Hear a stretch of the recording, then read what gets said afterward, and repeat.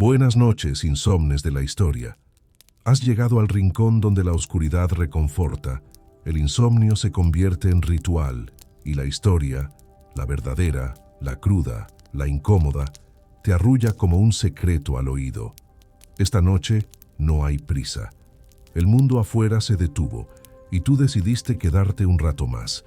En esta esquina del internet donde no se corre, solo se escucha y se respira despacio, como los siglos. Y eso está bien, porque lo que vamos a contar hoy no se dice a plena luz, no se enseña en escuelas, no se repite en sobremesas, se susurra, se murmura, se recuerda solo cuando la luna está alta y las ventanas cerradas.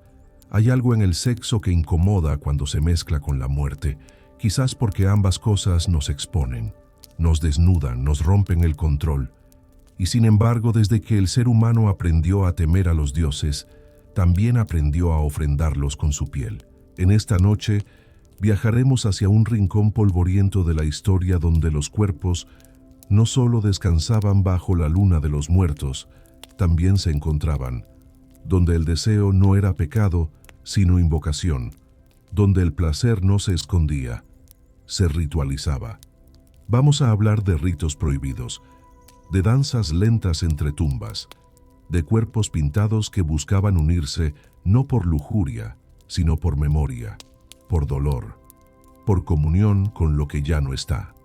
Imagínate una aldea, noche cerrada, olor a tierra húmeda y copal, el sonido de tambores bajos marcando el ritmo de algo que no es música, sino invocación, y en medio, cuerpos que no se esconden, que se buscan, que se entregan con la certeza de que están siendo vistos por ojos que ya no pertenecen a este mundo. Quizás te incomode, quizás sientas algo moverse dentro, como una sombra antigua que reconoces pero no nombras. Está bien, esa es la intención, porque esta historia no es para todos. Es para los que no temen mirar debajo de la piedra, para los que entienden que el cuerpo también puede ser altar y que hay noches, como esta, en que los suspiros no solo son humanos. Suscríbete si quieres más historias que nadie se atreve a contar en voz alta. Aquí no prometemos verdades, pero sí susurros que no dejan dormir. Ahora, cierra los ojos, respira hondo y prepárate para entrar a un tiempo donde el deseo y la muerte bailaban juntos bajo la misma luna. Antes de entrar en los detalles de los ritos, hay que entender el terreno. No era una ciudad, no era una civilización escrita. Era un espacio más cercano a la intuición que al archivo. Un grupo humano perdido entre lo que hoy llamamos Mesoamérica y lo que entonces no se llamaba nada. Aldeas sin nombre, rostros sin retrato, pero con un pulso, el del deseo sagrado. Todo comenzaba con la luna, no cualquiera, la luna de los muertos, esa que aparece entre finales de octubre y principios de noviembre, fría, nítida, casi insultantemente brillante. Los antiguos creían que esa luz no solo iluminaba tumbas, también abría puertas. La preparación empezaba días antes. Las mujeres pintaban sus cuerpos con arcilla y carbón, no con intención de seducir, sino de convocar. Se cubrían los pechos, los muslos, el cuello. Se dibujaban huesos, serpientes, lágrimas. Los hombres también. Cruzaban líneas negras sobre el rostro, bajaban hasta el pecho, giraban en espirales sobre la espalda. El cuerpo se volvía mensaje. No se hablaba mucho, se susurraba. Se murmuraban nombres de ancestros, frases incompletas, recuerdos sueltos. Algunos dejaban flores en las puertas, otros cabello, otros sangre. No por superstición, por necesidad. Había que ser visto por los que ya no estaban, y cuando caía la noche de la luna, se reunían en las afueras, no en el centro, nunca donde había orden, sino donde la tierra estaba suelta, donde los perros aún husmeaban, donde los huesos viejos a veces salían tras las lluvias. Ahí comenzaba el rito. El fuego era bajo, no para iluminar, para calentar, porque el frío en esa noche no era solo climático, era espiritual, una especie de helor en el alma que solo el cuerpo podía disipar. Y entonces empezaban las danzas. No eran coreografías, eran movimientos primitivos, cada quien a su ritmo. Unos alzaban los brazos, otros giraban, otros solo se balanceaban con los ojos cerrados, pero todos escuchaban el tambor, ese latido grave que no buscaba entretener, buscaba convocar. Y llegaba el momento. Alguien daba el primer paso, tocaba a otro, en la cintura, en el hombro, en la mejilla. No había palabras, solo contacto. Y luego otro, y otro más. El deseo no era explosivo, era lento, ritual, como si al acariciar un cuerpo se acariciara también a un muerto. Los encuentros no eran en privado, pero tampoco eran orgías desenfrenadas. Eran pactos, binarios, ternarios, silenciosos. Se entrelazaban bajo la luna como ramas húmedas. Se buscaban más por necesidad de trascendencia que por placer carnal, aunque también había placer, intenso, sucio, verdadero. No se usaban nombres, no importaban. Lo que se cruzaba era el aliento, el sudor, el temblor. Algunos lloraban durante, otros reían, otros no hacían sonido alguno. Cada cuerpo reaccionaba como podía. No había juicio, no había culpa, y cuando el clímax llegaba, que no siempre era simultáneo ni siquiera esperado, se ofrecía al cielo, a la tierra, a los huesos enterrados, a los nombres olvidados. Se escupía, se gemía, se sangraba. El cuerpo era altar, el deseo, sacrificio. Al terminar, no se hablaba. Se recogía el cuerpo con cuidado, se cubría con telas tibias, se compartía agua, maíz, fruta fermentada. El hambre volvía, la risa tímida, la vergüenza a veces, pero también algo más, una calma, un silencio denso como leche caliente. Los niños no participaban, pero sabían, lo veían en los ojos de sus madres al volver, en el andar distinto de los hombres, en el silencio espeso de la mañana siguiente. Nadie lo explicaba, pero todos lo sabían, y cuando el sol asomaba, el rito había terminado. Se limpiaban los restos, se cubrían los rastros, se enterraban las flores marchitas. Nadie hablaba del tema por semanas, a veces por meses, hasta que la luna volvía, y con ella el hambre de tocar lo que ya no estaba. Dormir con esta imagen en la cabeza quizás no sea la peor idea del día, porque si el cuerpo puede ser puente entre el deseo y la muerte, tal vez tus propios anhelos también tengan algo de sagrado. Y si aún no has dormido, no pasa nada. Aquí siempre habrá otra historia esperándote. El día después del rito no era como los demás. El aire amanecía espeso, las aves cantaban más bajo. Incluso los perros callejeros, siempre inquietos, se movían con una especie de cuidado, como si el suelo aún guardara algo, como si las pisadas no debieran ser tan fuertes. Los cuerpos, cansados, despertaban con el sabor de la tierra en la boca. No barro, no polvo, tierra. Como si algo del subsuelo se hubiera colado en los pulmones durante la noche. Había quienes amanecían con marcas, en la piel, en los labios, en el cuello. No todas eran de placer, algunas eran de presencia. Las mujeres se lavaban con agua fría, a veces con hierbas, otras con lodo, no para limpiar, sino para sellar, como si al restregarse pudieran encerrar el recuerdo. Las más viejas sabían que el cuerpo no olvida, que aunque las manos froten, los poros recuerdan. Los hombres salían temprano, algunos no se miraban entre ellos, otros compartían un silencio largo, como si la noche anterior hubiera sido un sueño común. No había bromas, no había complicidad, solo una especie de respeto grave, como el que se tiene por las tormentas. Los niños, aunque excluidos del rito, sabían. Lo veían en los ojos de los adultos, en el olor a ceniza que aún quedaba en la ropa, en la lentitud con que se preparaba el desayuno. Nadie hablaba fuerte.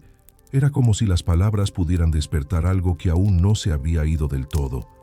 Esa mañana, Las casas olían distinto, no a comida, no a madera, a algo más antiguo, más orgánico, como si los muros también hubieran participado, como si la piedra hubiese absorbido gemidos, sudores, plegarias entre dientes. Algunas personas ayunaban ese día, no por castigo, por respeto, como quien guarda silencio por un ausente, porque se creía que durante el rito los muertos también se alimentaban, no de comida, de aliento, de piel, de calor, y devolver algo era justo.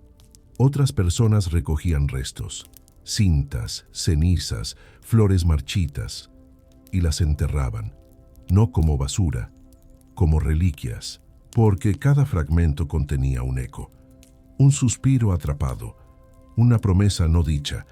Había quienes no podían dormir esa noche. Se quedaban mirando el techo, escuchando ruidos que no venían de los lados, sino de dentro. Un murmullo en el pecho, un tambor lento en la espalda, como si la luna aún colgara sobre ellos, exigiendo algo más. Y había quienes, después del rito, no eran los mismos. No porque se enamoraran, no porque se transformaran, sino porque habían sentido algo que no se nombra. Un roce con lo invisible, un estremecimiento que no era solo físico, algo que no se iba. Durante días, las conversaciones eran escasas. Se hablaba del clima, del maíz, de la lluvia. Nadie mencionaba la noche, pero bastaba una mirada, un cruce de ojos, una sonrisa esquiva. Y se sabía, sí, tú también estabas allí. Algunos lo repetían cada año, otros no volvían jamás, porque no todos podían sostener el peso de lo vivido, porque el cuerpo, a veces, abría puertas que la mente no sabía cerrar, y sin embargo la aldea seguía. Los días volvían a su ritmo, el barro al calzado, el humo a las cocinas, la rutina tragándose los restos de lo extraordinario, hasta que el aire, meses después, empezaba a cambiar de nuevo. Se volvía más seco, más frío, y la luna comenzaba a afilar su rostro. Dormir con esta imagen en la cabeza quizás no sea la peor idea del día, porque si hay cuerpos que recuerdan lo que la memoria intenta borrar, tal vez tus propios sueños también sepan más de lo que admites. Y si aún no has dormido, no pasa nada. Aquí siempre habrá otra historia esperándote. Las raíces de este rito no estaban escritas. No había pergaminos, no había leyendas formales. Lo que había era transmisión, murmullos entre generaciones, historias contadas al oído, siempre al anochecer, siempre con una vela encendida y la voz baja. Así se preservaba la verdad, en la sombra. Decían que todo comenzó con una mujer, o con un dios, o con un animal que hablaba. Cada familia tenía su versión, pero todas coincidían en algo. El rito fue un regalo, o una maldición, una forma de cruzar mundos sin morir del todo. La historia más repetida hablaba de una mujer que perdió a su amante en guerra. No lloró, no gritó, esperó.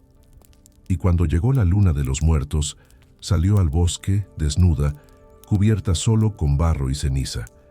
Se acostó sobre la tumba, y allí, entre hojas secas y respiración entrecortada, su amante volvió. No como espectro, no como sombra, sino como cuerpo, cálido, tembloroso, deseoso. Dicen que fue tan real como cualquier encuentro, que su piel olía a tierra húmeda, que sus dedos recordaban el camino, que su lengua sabía a despedida. Cuando amaneció, él ya no estaba, pero en su vientre quedó algo, y desde entonces, cada año, otras mujeres buscaron repetir el gesto. La comunidad no lo prohibió, no del todo. Al principio hubo temor, murmuraciones, castigos leves, pero pronto comprendieron que había en ese rito una necesidad que iba más allá de la razón, una forma de mantener vivo lo que se pierde, de no soltar del todo, de convertir el deseo en puente. Los ancianos lo aceptaban con resignación. Decían que, mientras se hiciera con respeto, no atraería desgracia. que los muertos también necesitan sentirse deseados, que no hay peor olvido que aquel que borra el cuerpo. Las mujeres mayores eran las guardianas del rito. No participaban ya, pero lo preparaban, observaban, sabían cuándo la luna estaba lo suficientemente blanca, sabían qué mezcla de hierbas calmaba el temblor posterior, sabían qué palabras evitar para no romper el silencio sagrado. Los hombres, por su parte, tenían una relación ambigua con el rito.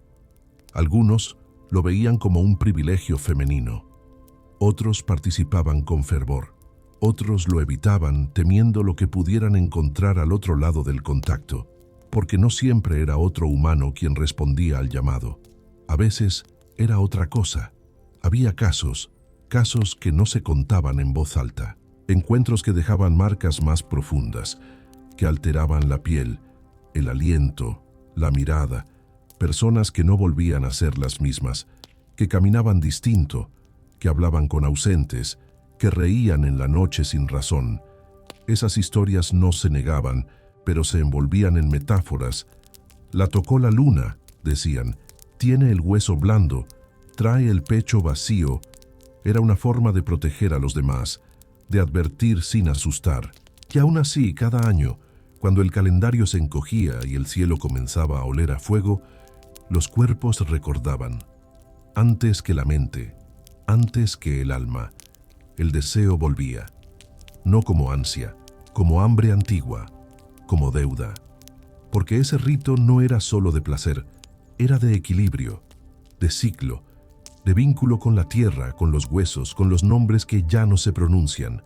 Y romperlo significaba romper algo más profundo, algo que ni los sabios sabían nombrar. Dormir con esta imagen en la cabeza quizás no sea la peor idea del día, porque si hay rituales que salvan al deseo del olvido, tal vez tú también tengas un gesto secreto que merezca ser repetido.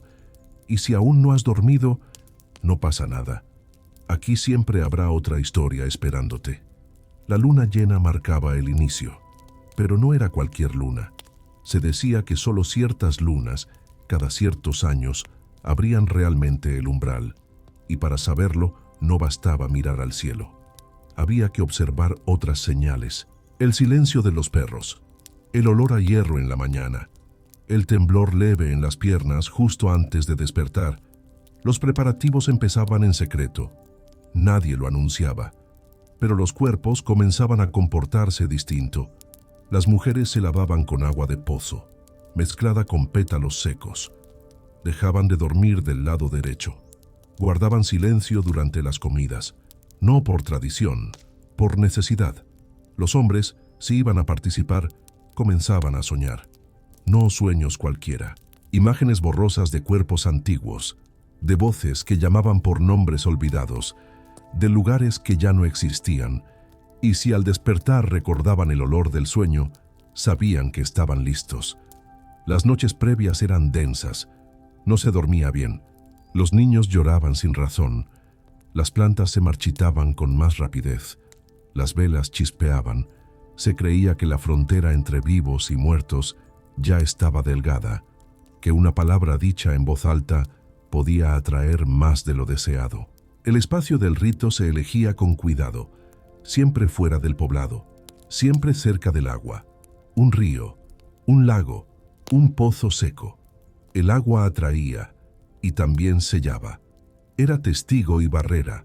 Alrededor se colocaban ofrendas mínimas, cenizas, huesos de aves, dientes de maíz negro. Y cuando llegaba la noche nadie iba solo. Aunque el acto fuera íntimo, el camino era compartido. No por seguridad, por cordura.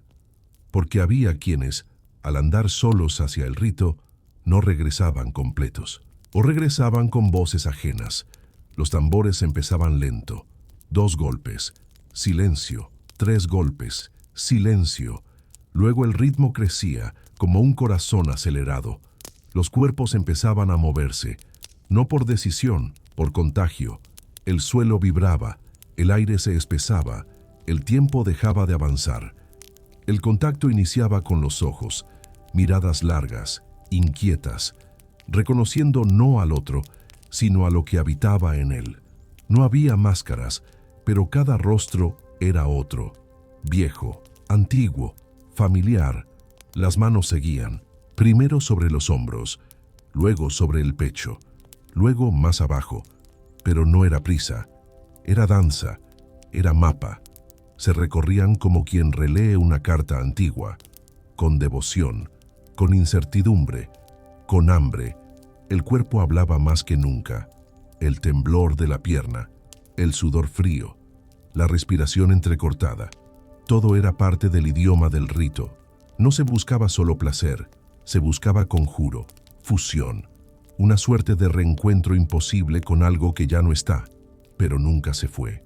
Y cuando finalmente los cuerpos se unían, el silencio se hacía total, no por miedo, por reverencia, como si el propio mundo contuviera el aliento para no interrumpir, como si hasta los insectos dejaran de zumbar. Los gemidos eran bajos, dolorosos a veces. No todos sentían placer inmediato. Algunos sentían pérdida, otros alivio, otros vacío. Pero todos sabían que algo estaba ocurriendo, que no era solo piel contra piel, era algo más. Al clímax, muchos lloraban, sin saber por qué. Lágrimas espesas, lentas, saladas, no siempre de tristeza, a veces de reconocimiento, como quien encuentra por fin la puerta correcta, y luego el abrazo, largo, infinito, como si el mundo pudiera acabarse y eso bastara, como si ya no importara nada más, porque en ese momento, por breve que fuera, se había tocado algo sagrado, algo prohibido, algo olvidado. Dormir con esta imagen en la cabeza quizás no sea la peor idea del día, porque si hay noches en que el cuerpo se convierte en idioma para hablar con los muertos, quizás tú también tengas algo que decir en sueños. Y si aún no has dormido, no pasa nada. Aquí siempre habrá otra historia esperándote. Había reglas, no escritas, no impuestas, pero sentidas, y quien las rompía lo pagaba. No con castigo humano, sino con consecuencia invisible. Porque este rito, aunque carnal, no era libertino. Tenía su propio orden, su código. La primera regla, no preguntar. Quien preguntaba rompía el hechizo. Quien exigía rompía el flujo. El deseo aquí no era negociación, era llamado. Si no venía, se aceptaba. Si venía, se agradecía. El cuerpo no se forzaba, se escuchaba. La segunda, no recordar nombres durante el acto. Decir un nombre arrastraba demasiado, anclaba lo etéreo. Podía traer de vuelta no solo a un muerto, sino a su historia, su dolor, su rabia, y eso era peligroso. Algunos lo hicieron, y después no pudieron dormir sin oír pasos en la noche. La tercera, no llevar nada del lugar, ni piedra, ni flor, ni prenda, porque lo que ocurría ahí no pertenecía al mundo de los vivos. Era un fragmento suspendido. Robarle algo era perturbarlo, y nadie quería traer consigo más de lo debido. Había también señales. Si un búho volaba sobre el fuego, se interrumpía el rito. Si alguien sangraba antes de tiempo, se consideraba mal presagio. Si el tambor fallaba, si el ritmo se rompía sin razón, se regresaba en silencio. Nadie discutía estas cosas. Se obedecían, pero había quienes desobedecían, por ignorancia, por soberbia, por hambre mal conducida. Una vez, un forastero llegó con ansias de espectáculo. Observó, se rió, tocó sin permiso, quiso imponer su ritmo. Nadie lo detuvo, pero al terminar, se le cayó la voz.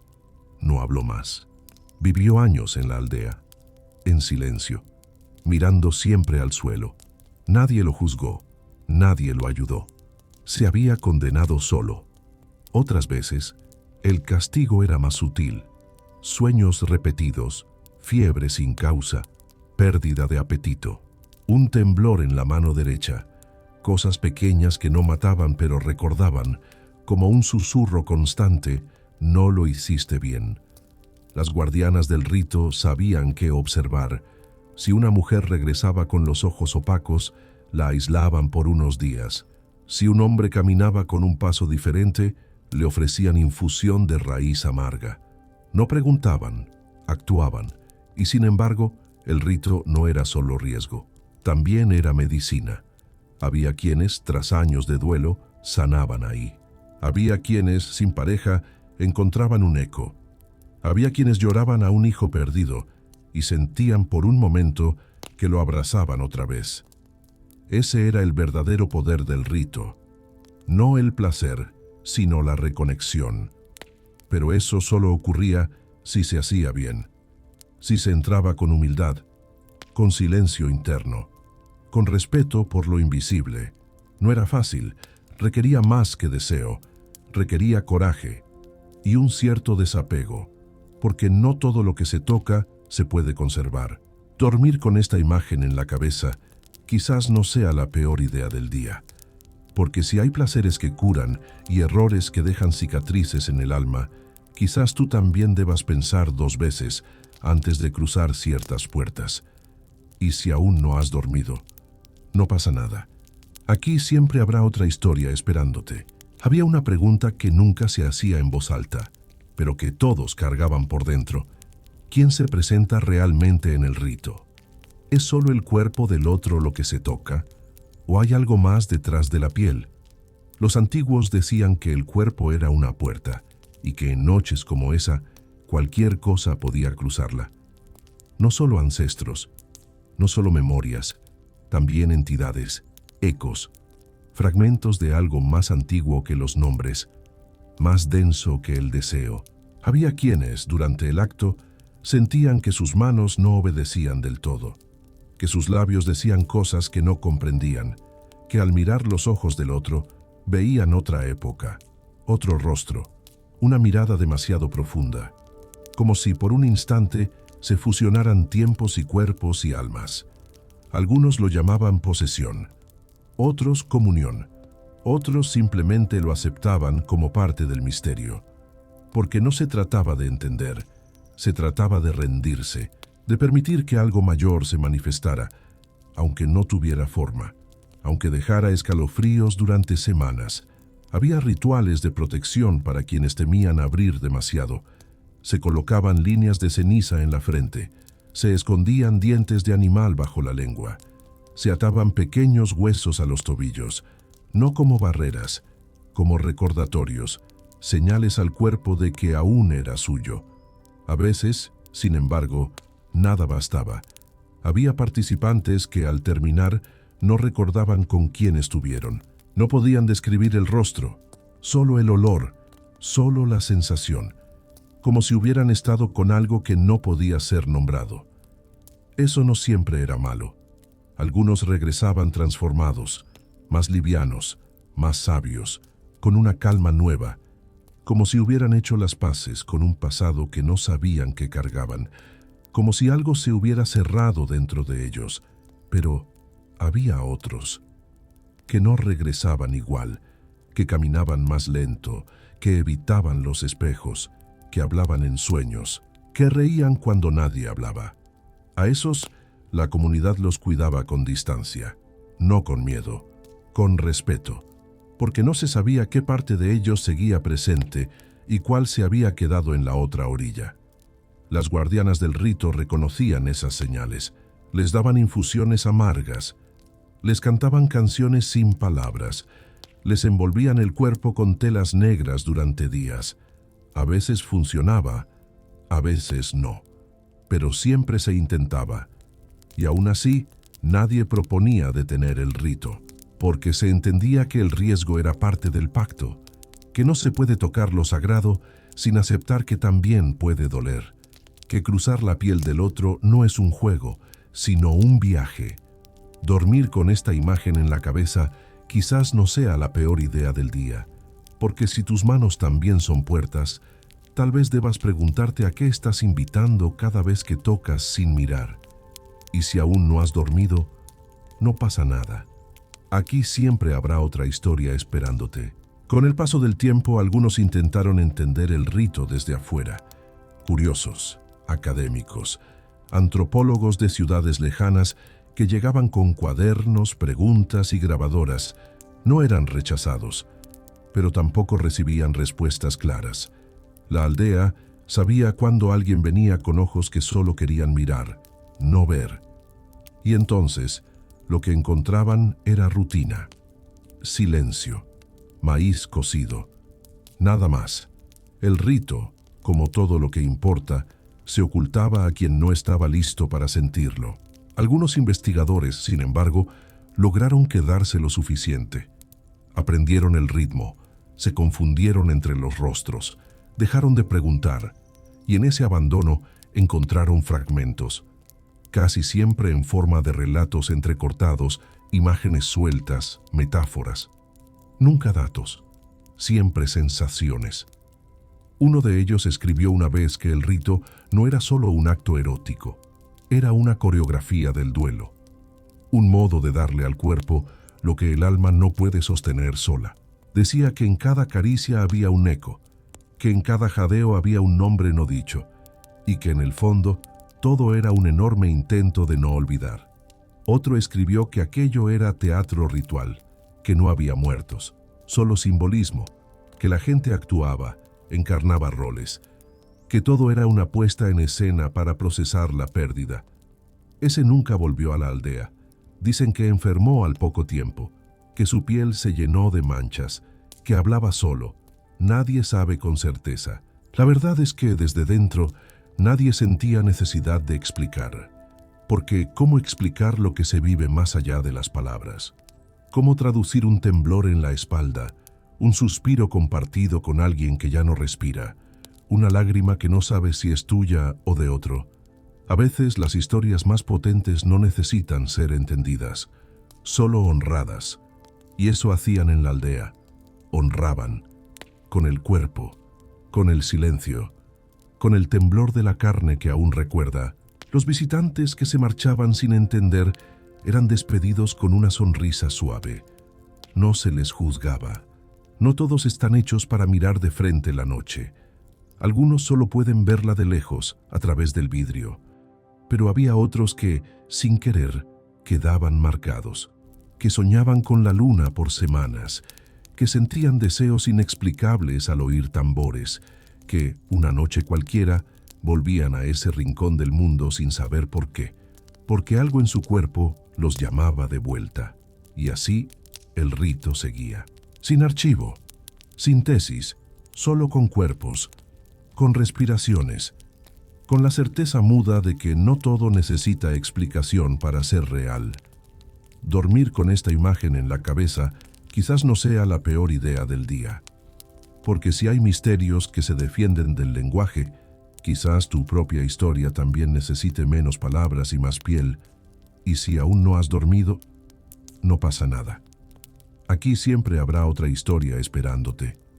En ciertas estaciones, el rito cambiaba ligeramente, no en su esencia, sino en sus formas, especialmente cuando las lluvias eran más largas o el frío llegaba antes.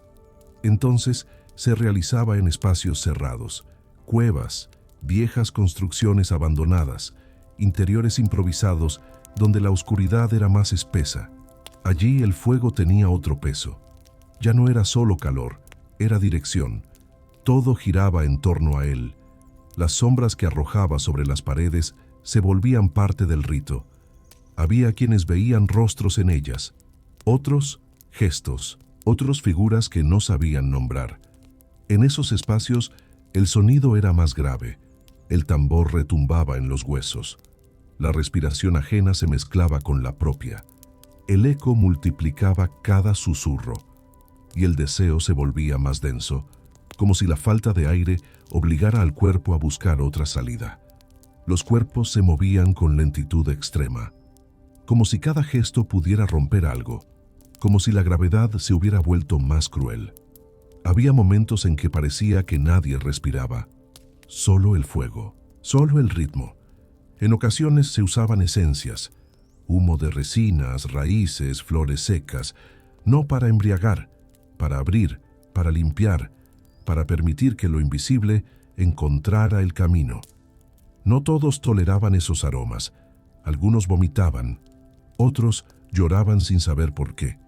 Era parte del proceso.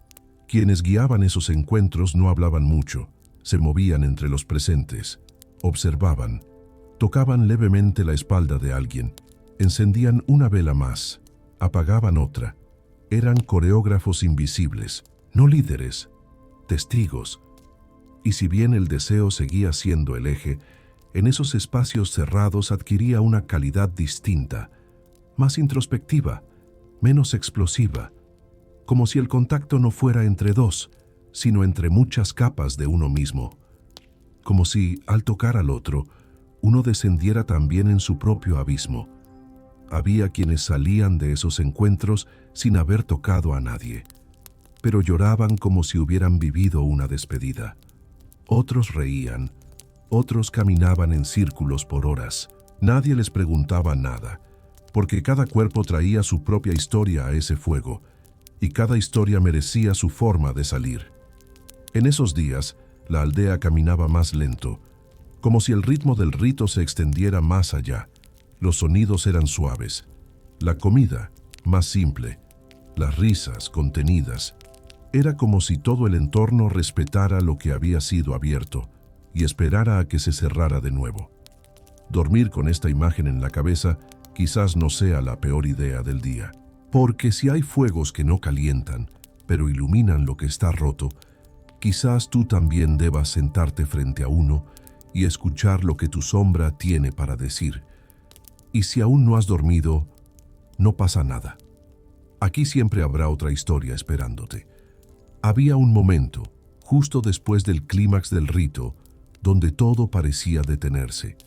El aire se espesaba como leche hervida, la piel ardía, no por fiebre, sino por exceso de presencia, como si algo más grande hubiera habitado el cuerpo y al irse dejara un eco.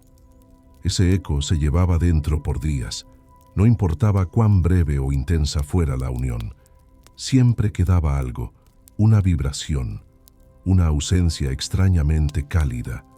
Algunos lo llamaban la marca de los huesos, otros simplemente el después. El después no tenía reglas. Había quienes lo vivían con euforia, caminaban más erguidos, cantaban, reían con los niños, tocaban la tierra con los dedos como si fuera piel viva. Otros, en cambio, se recogían, dormían más, evitaban las miradas, comían en silencio, no por tristeza, por integración, porque el cuerpo, después del rito, ya no era el mismo. Aunque se viera igual, aunque oliera igual, había cruzado, y algo en él sabía que cruzar siempre deja huella. En los días posteriores, los ancianos observaban, no decían nada, pero miraban los pasos, el tono de voz, la forma en que uno sostenía una taza o se sentaba bajo el sol. Sabían leer los signos, sabían quién había tocado la frontera y regresado con algo más. Algunos participantes sentían necesidad de volver al lugar del rito, no a repetirlo, a estar, a mirar, a oler la ceniza húmeda, a sentarse sobre la tierra donde el temblor ocurrió, como si eso ayudara a sellar algo, a entender algo, aunque no con la mente, con el cuerpo.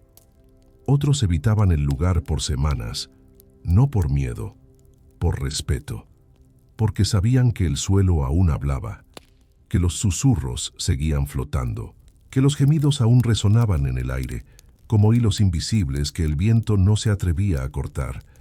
Los niños, en esos días, hacían menos ruido, jugaban más cerca de casa, preguntaban poco, intuían que algo había cambiado, aunque nadie lo dijera, y en las noches dormían más profundo, como si el sueño también supiera que debía cubrir ciertas cosas, y la luna tardaba en irse. Aunque el calendario marcara lo contrario, su luz seguía siendo blanca, cortante, presente. Se colaba por las rendijas, se reflejaba en los charcos, se posaba sobre los rostros dormidos como una mano tibia, hasta que un día desaparecía y el ciclo se cerraba, el eco se disipaba, el cuerpo se volvía solo cuerpo otra vez y el deseo quedaba dormido, como un animal manso, como un fuego cubierto de ceniza, esperando. Dormir con esta imagen en la cabeza quizás no sea la peor idea del día, porque si tu cuerpo también ha cruzado umbrales invisibles, tal vez haya ecos en ti que aún no sabes escuchar. Y si aún no has dormido, no pasa nada. Aquí siempre habrá otra historia esperándote. A medida que pasaban los años, el rito no perdía fuerza. Al contrario, ganaba espesura, peso, porque cada generación lo tejía con nuevas heridas, nuevos nombres perdidos, nuevas formas de deseo y de muerte. Y sin embargo, su núcleo permanecía intacto. El temblor, la carne, el susurro. Había quienes esperaban toda su vida para participar, no por miedo, por certeza, porque sabían que ciertas puertas solo deben abrirse cuando uno está listo para no volver igual. Otros lo hacían jóvenes, temerarios, como si el rito fuera un juego. Y a veces lo era, hasta que dejaba de serlo. Una mujer anciana ya solía decir: el cuerpo recuerda lo que el alma no se atreve a nombrar. Ella había participado más de una docena de veces, y cada vez, decía, era distinta, como si el rito se adaptara al dolor más profundo que uno lleva escondido, como si supiera. Había historias de quienes se enamoraban durante el rito, no de la persona, del instante, de la sensación, y pasaban el resto de su vida buscando recrearla. Pero no podían, porque esa intensidad solo ocurría cuando la luna la dictaba, cuando el velo entre mundos se adelgazaba. Y también estaban los que nunca más podían tocar a otro igual, no por trauma, por reverencia, porque sabían que lo vivido en ese fuego no tenía réplica, era irrepetible, como un eclipse, como un nombre olvidado que solo aparece una vez. Con el tiempo, la aldea fue cambiando. Llegó la electricidad, llegaron los caminos, llegaron las dudas. Y sin embargo, el rito persistió, no porque se ocultara, porque se transformaba, se deslizaba entre los pliegues de lo cotidiano. Se volvía susurro, mirada, roce, y aún hoy, si uno camina por ese rincón del mundo durante ciertas noches, puede oír el tambor, bajo, lejano, como un latido ancestral.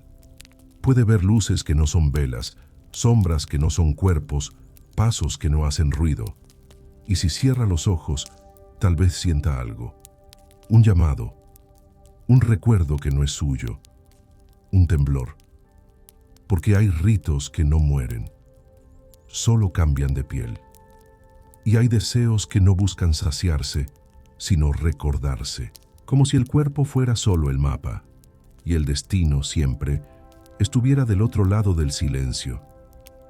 Dormir con esta imagen en la cabeza quizás no sea la peor idea del día, porque si lo que arde en ti no es solo carne, sino también memoria, entonces este rito también te pertenece. Y si aún no has dormido, no pasa nada. Aquí siempre habrá otra historia esperándote.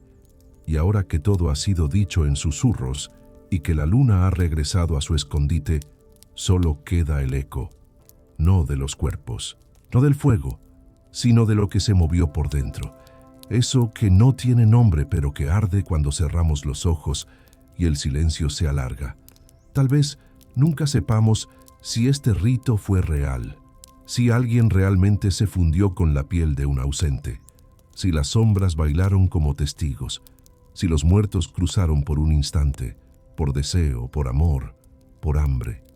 Pero tal vez tampoco importe, porque lo cierto es que mientras estas historias se sigan contando a media voz en la noche, en lugares donde nadie corre, seguirán existiendo, como el humo, como la sal, como el deseo que nunca se sacia del todo. Quizás hay algo en ti que también pide un ritual, no con fuego, no con ceniza, tal vez con palabras, tal vez con una caricia sostenida, tal vez con el coraje de cerrar los ojos y permitirte temblar. Porque si hay algo que este rito enseña, es que el olvido no se combate con memoria, sino con presencia, con el cuerpo entero, con el alma abierta, con la aceptación de que hay placeres que no buscan consumarse, sino recordarse. Así que duerme, si puedes. Si no, quédate aquí un rato más. Escucha el ritmo lento de la noche. Siente cómo las palabras se disuelven, cómo el cuerpo se ablanda, cómo el corazón late en otro idioma. Dormir con esta historia en la cabeza quizás no sea la peor idea del día, y si aún no has dormido, no pasa nada. Aquí siempre habrá otra historia esperándote.